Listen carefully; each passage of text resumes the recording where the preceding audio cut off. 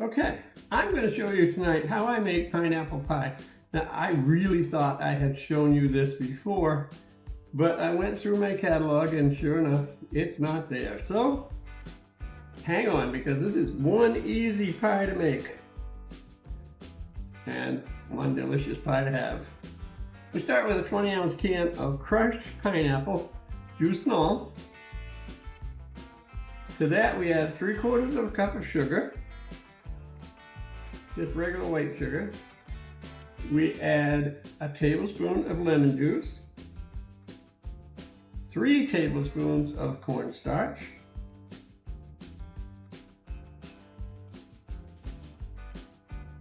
and I always put 2 drops of yellow food coloring because for me, if I don't put it in there, it comes out too pale and it just doesn't look right to me. So I put it in there, and then after we get all of that in there like that, then we just stir it until everything is dissolved.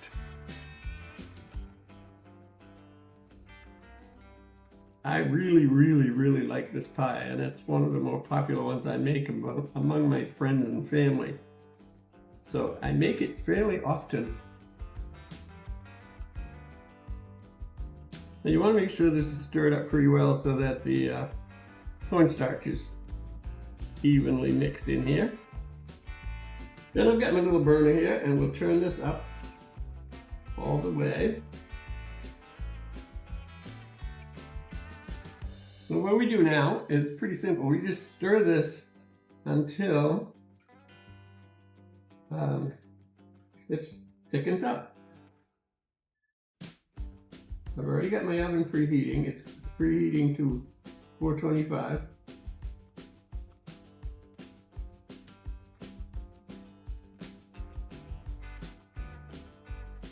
You're gonna get a little bonus in this video too, because I'm gonna put a lattice top on it so you get to see how it is that I do that now. I used to do it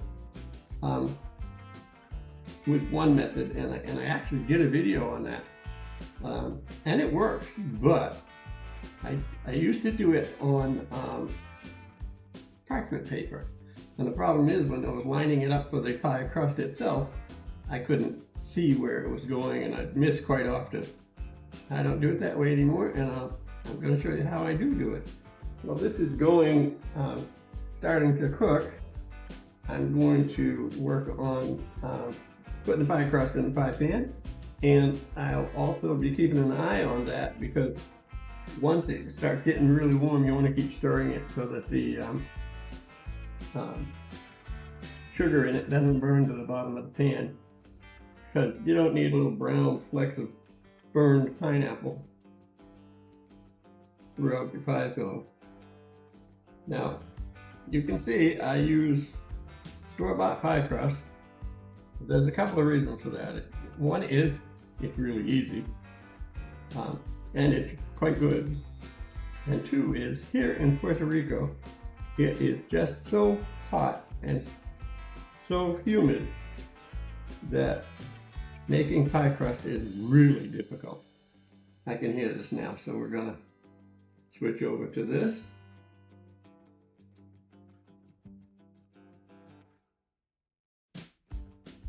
And you can see there's not many ingredients in this.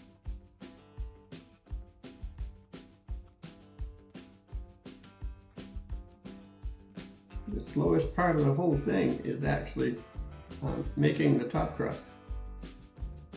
And it doesn't have to be a lattice top crust either. You can just use a whole pie, a whole crust, and just make bed slices and it slits.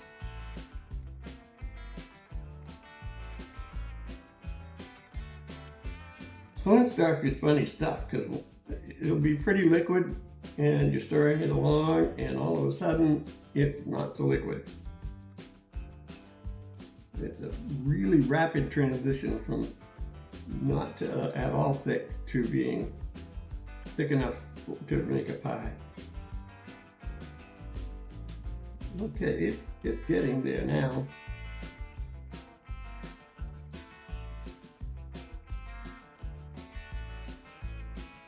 My countertop is supposed to be capable of withstanding heat. I'm not testing that. So when I take something hot off the burner, I put it on a hot mat. I think you can see that it's getting thicker. I'm waiting for it to boil. I'm going to let it boil for about a minute.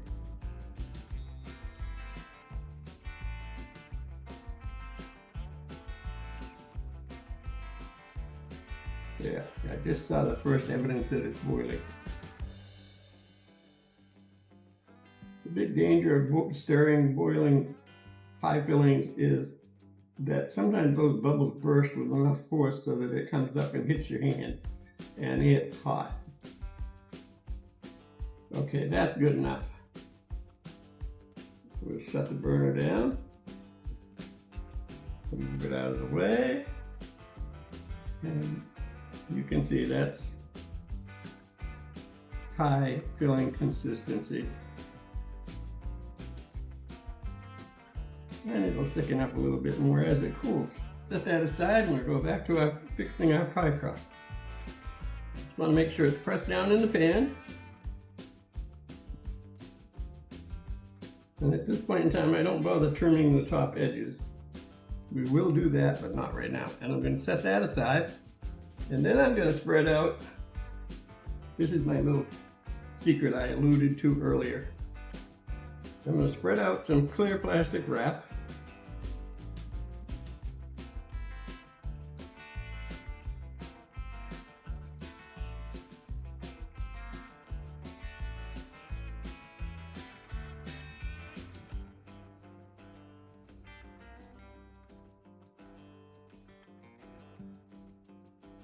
Just barely big enough, so I don't, I want to get it spread out as well as I can.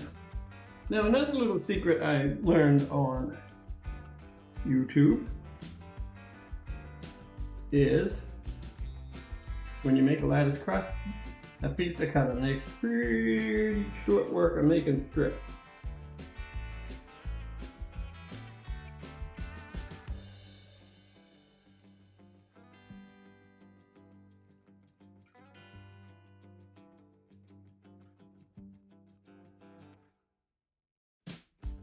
When you use the store-bought crust, you want to be sure that you bring it up to room temperature.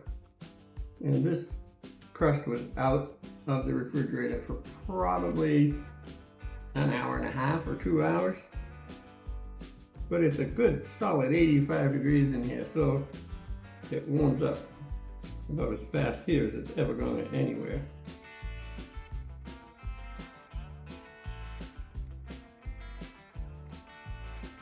Then we just take our pizza cutter and we make our strips. Make them anywhere from a 1/2 inch to 3/4 of an inch wide. And the trick is to make them as uniform as you can.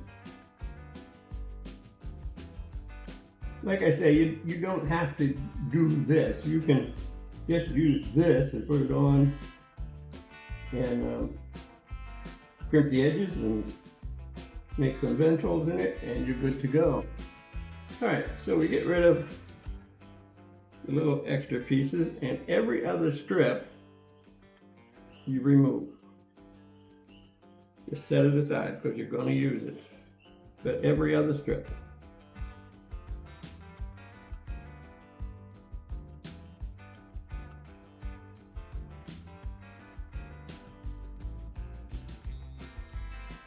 Then start second one in and fold it a little more than halfway. And so you're folding every other one a little more than halfway.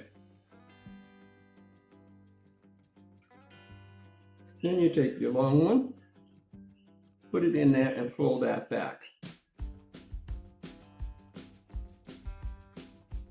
And you can alternate from side to side, or work all on one side and then switch to the other side if you like. Whichever you choose to do it is just fine. Try to put them in there as evenly spaced as you can. Hopefully about the same thickness as your strips, or the same distance as your strips.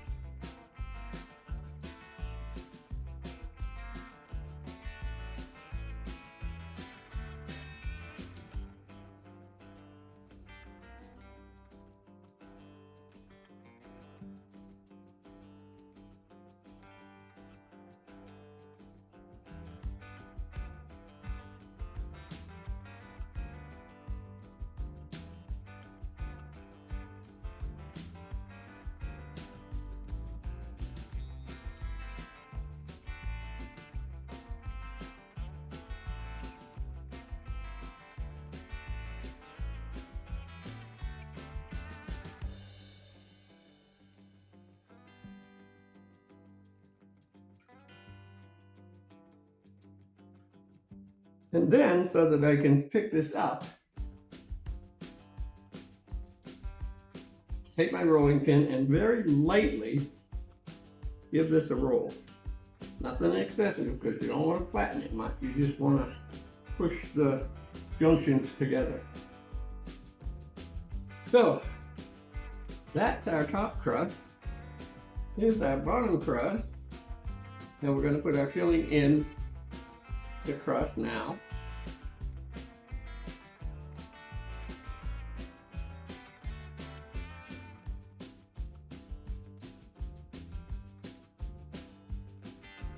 Kind of uniform. Move everything out of the way a little bit, including the crust.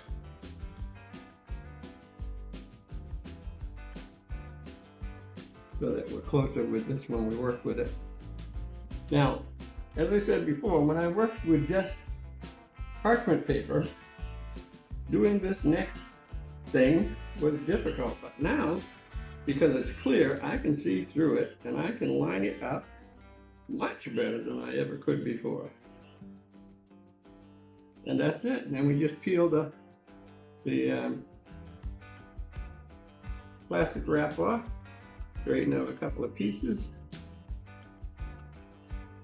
take our scissors and trim it to just maybe a half, 3/4 of an inch bigger than the shell, so there's an overhang. But you don't want too much overhang because it's going to make your crust very thick on the edges.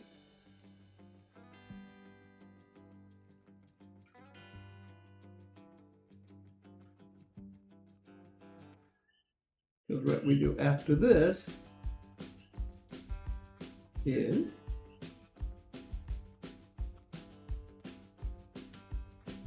we start anywhere and roll the top lattice work under the edge of the bottom crust. I don't know how well I can demonstrate this, but you're rolling this under.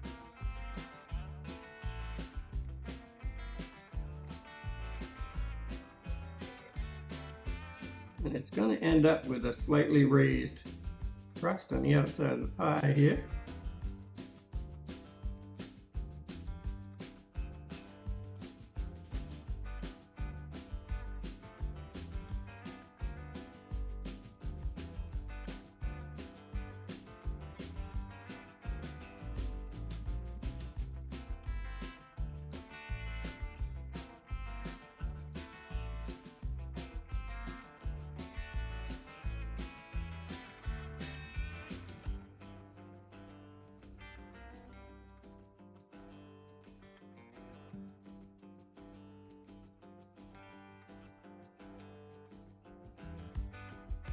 Now you can get fancy with this edge if you want,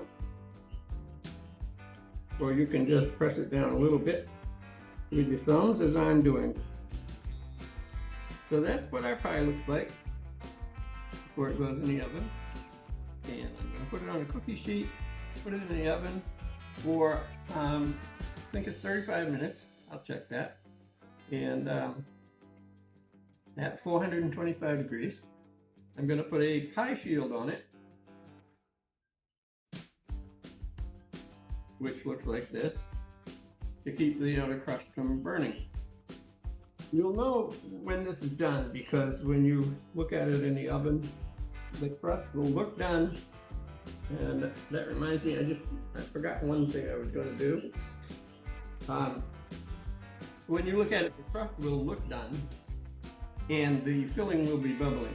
And what I was going to do that I sort of forgot is paint the lattice work with milk. And I just do this because it makes the crust look better. You can use milk. You can use milk and sugar. You can use egg white. And there's probably a couple other things you can do with it.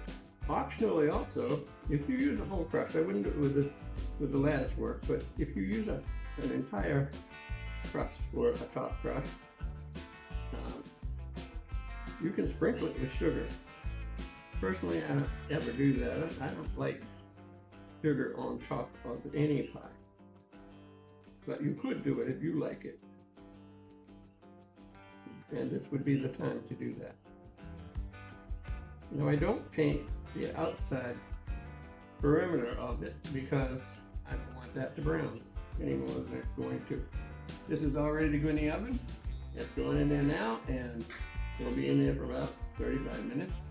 Look at this beautiful pie. It has cooled sufficiently now, so I'm going to cut into it.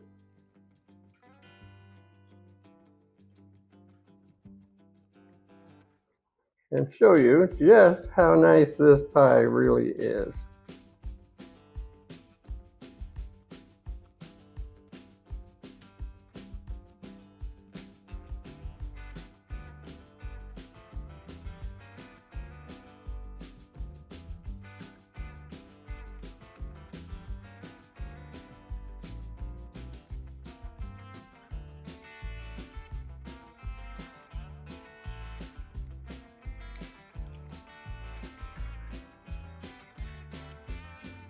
So let's take a taste. I know what it's going to taste like, but I'm still going to take a taste.